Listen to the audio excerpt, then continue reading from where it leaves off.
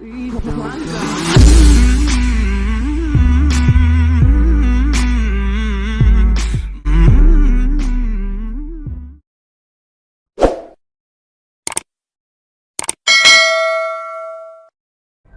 tua saya itu termasuk orang tua yang sangat keras sekali. Jadi kalau sampai detik ini juga saya belum pernah bertatap muka lagi sama ibu saya, karena saya lebih menghindar. Beliau kan orangnya emosian gitu kan. Saya tidak mau sampai ada tidak mau sampai beliau tuh sakit gitu loh.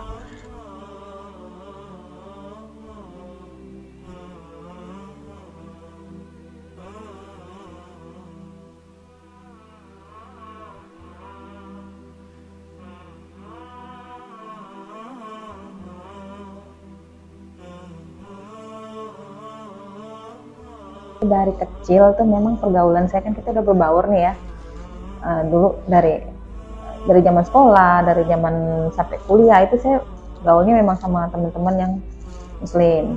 Jujur ya, karena dari kecil kan kita sama Islam gitu ya. Nah, kalau saya boleh jujur, dulu waktu saya masih kecil, saya tinggal di asrama tentara, jadi lingkungannya itu kan mayoritas muslim. Jadi setiap kalau kita ulang tahun, ibu saya kan ngikut tradisi-tradisi tetangga. Jadi kalau misalnya saya ulang tahun, nah beliau bikinkan kue, beliau bikinkan makanan. Nah nanti ketika acara belum dimulai, itu makanan ditaruh dulu di meja. Nanti dipanggil ustadz nih, ya didoakan. Nah itu terjadi sampai saya besar.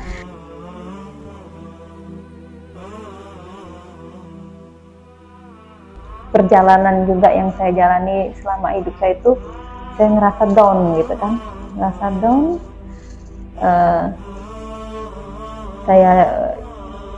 bapak saya meninggal, saya ngerasa sudah tidak ada sandaran lagi gitu kan, dan tahu lah, pokoknya perasaan itu tuh timbul gitu. Jadi sering nih nanya-nanya sama temen di kantor,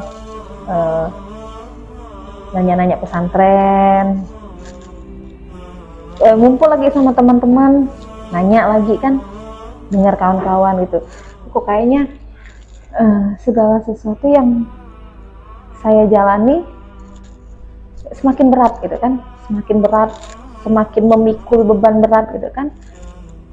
Saya seperti kayak mencari-cari gitu kan, aku ini harus apa sih gitu kan, harus kemana gitu kan. Jadi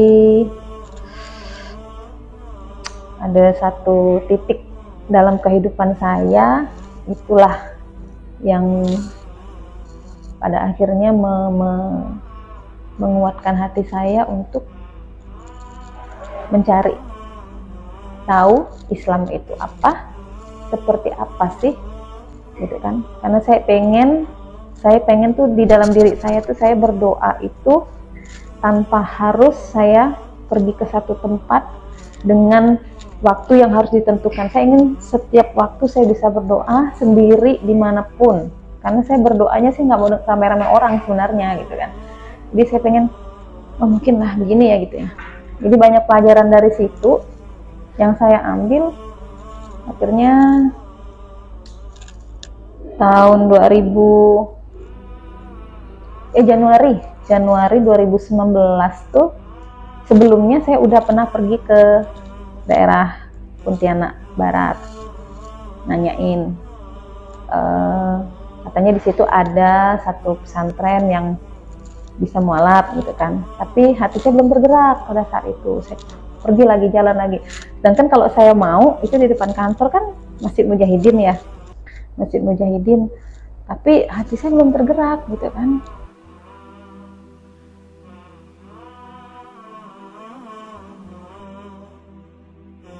Setelah mengucapkan itu, saya ngerasa tidak ada beban itu. Saya ngerasa tidak ada merasa berat, saya tidak ada ngerasa seperti tertekan, atau saya merasa menyesal saya meninggalkan apa yang sudah saya bawa hidup saya dari lahir gitu kan. Saya ngerasa ringan gitu kan. Ini dari hati saya yang paling dalam, saya bilang gitu kan. Dan saya berharap setelah ini saya pengen menjadikan hidup saya lebih baik, saya bilang gitu kan.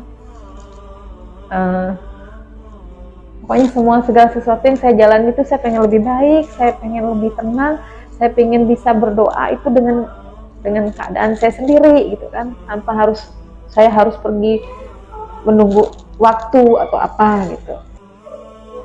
Perbedaan yang benar jelas saya rasakan sampai saat ini itu kalau dalam dari sisi ketenangan batin saya lebih tenang, saya lebih bisa mengontrol emosi saya gitu kan. Kalau ya saya tidak menyalahkan atau kita mengkaitkan dengan hal yang dulu ya. Dulu saya kalau ada sedikit masalah atau apa saya langsung kayak buar gitu kan. Nah tapi kalau sekarang tuh paling saya cuma istighfar, astagfirullahaladzim gitu ya. Tenang. Jadi saya merasa lebih tenang, saya bisa lebih ikhlas, saya ngerasa pokoknya ya sudahlah gitu kan, nikmatin, jalanin gitu kan, ini semua janji Allah gitu loh, semua rahasia Allah, dan memang iya gitu. Untuk masalah rezeki gitu ya, saya sekarang ibaratnya mau seberapapun Allah memberikan rezeki itu kepada saya cuma berharap itu halal, supaya anak-anak saya, keluarga saya yang saya alirkan rezeki itu dijauhkan dari segala hal yang tidak baik lah gitu. Seiring berjalannya waktu sekarang saya lebih tenang gitu loh. Saya nggak mau mikiran susah amat atau susah gini, udahlah, tinggal istighfar, udah.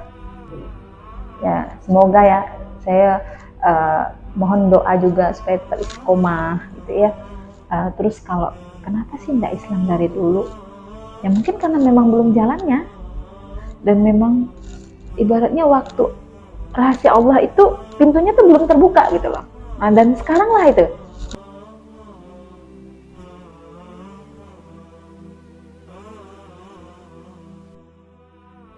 Yang ini yang umum ya.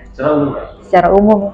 Kalau menurut saya tuh Islam itu kan, apalagi kalau kita mau berdoa kan harus bersih ya, harus bersih.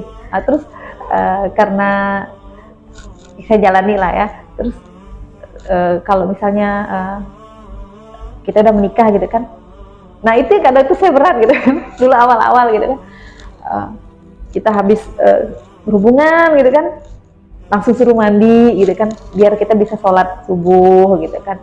Nah itu kadang tuh ya Allah, antara kebaikan dengan keburukan kan kadang lebih tinggi buruknya itu kan, karena godaannya terlalu besar. Kadang ya aku nggak mau mandi tapi gimana ya, antara itu sih kadang yang bikin aku harus mandi, sementara aku udah keramas, ini abis ini aku harus keramas lagi gitu kan. Nah itu dia.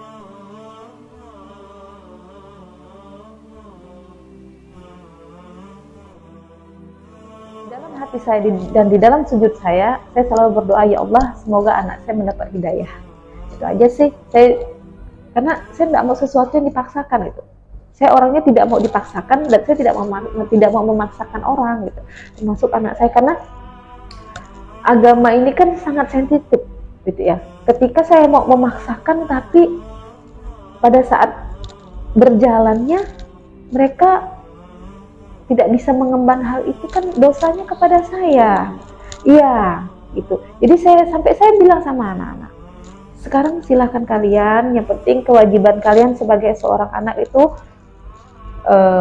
berbakti sama orang tua, berbakti sama agama. Saya bilang gitu kan, kalian harus sekolah, belajar, bekerja, dan jadi mandiri. Setelah kalian mandiri, silahkan apapun yang kalian jalani, mama akan dukung.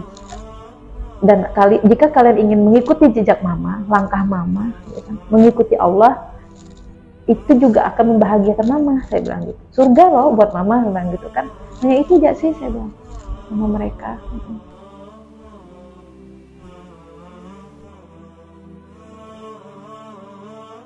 Saya cuma berharap dari sisi segi rohaninya, dari ketaatan saya, berdoa saya itu pengen lebih dalam lagi. Kemudian saya tuh pengen saya ingin berbagi sih sebenarnya. ingin lebih berbagi karena saya dapat ilmu, dapat pengetahuan dari Islam ini adalah kekayaan di dunia nih itu tuh sebenarnya hanya sementara. Yang perlu kita tabung, yang perlu kita simpan itu untuk kita di akhirat. Amal perbuatan kita, gitu kan? Terus saya cuman berharap ketika saya mendapatkan rezeki ada sebagian yang saya sisihkan, gitu kan? Itulah tabungan saya sih sebenarnya.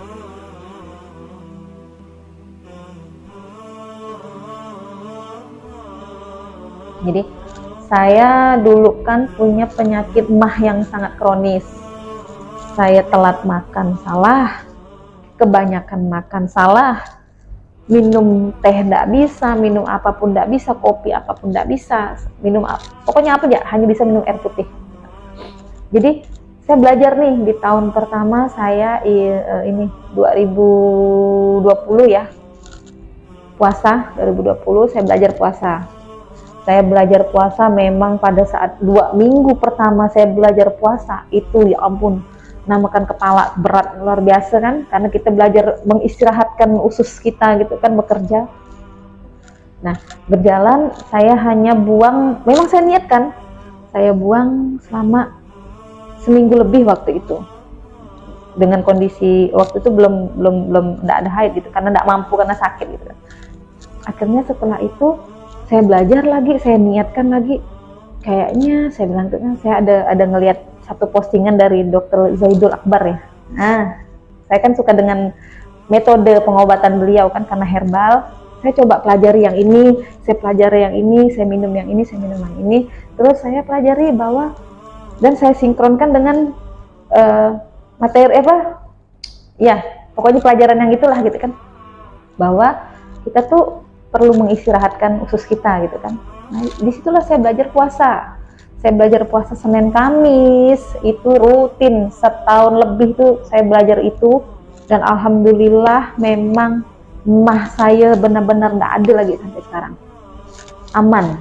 Saya udah bisa minum teh, saya udah bisa minum air tahu, saya udah nggak ada masalah lah. Saya mau makan atau belum makan, saya mau minum apa, saya tidak ada masalah. Buang air saya lancar, dan saya sampai sekarang itu walaupun bagaimana sebelum saat subuh saya udah makan. Saat subuh saya udah makan, jadi di jam 6, jam 7, jam 8 sampai jam 10 itu saya tidak ada makan. Tidak makan nanti jam 1. Itulah saya udah melatih pola itu, alhamdulillah memang semuanya aman. Migrain saya hilang, karena migrain itu ada asam lambung gitu kan. Semuanya hilang. Itu sejak di Islam. Jalannya keadaan gitu ya, itu tuh keluar di timeline kita gitu. Muncul. Dulu nggak pernah. Dulu ya muncul ya apa gitu kan. Jadi kayaknya ada satu petunjuk dari Allah. Kamu ini. Makanya saya ngerasa ya semua itu hidayah, bukan hanya karena saya berpindah agama, tapi apa yang saya jalani sekarang ini semua adalah hidayah.